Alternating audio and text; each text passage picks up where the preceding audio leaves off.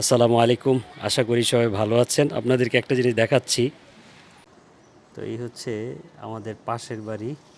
তো পাশের বাড়িতে বৃষ্টি হইলেই প্রচুর পানি জমে।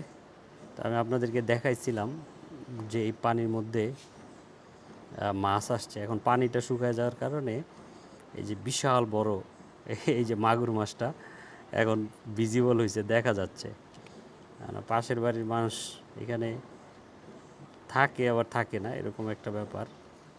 তাদের আরও বাড়ি আছে, তো এই কারণে এই মাছটা কেউ ধরতেছে না। ওই পারে যে যাব আমরা টপকে, এই এই ব্যবস্থাটাও এখানে নাই। এই যে আরেকটা মাছ দেখে, এই তো গেলে একটা, ওই যে হচ্ছে আরেকটা ওয়ালের কর্নারে।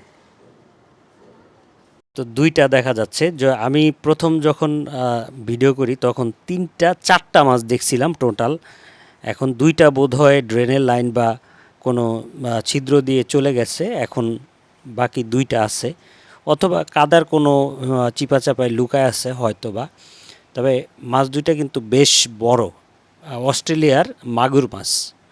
এবং কোম্পানিতে এরা থাকতে পারে না, একটু মোটামুটি 3-4 হাত পানি হইলে এরা সুন্দরভাবে বিচরণ করতে পারে।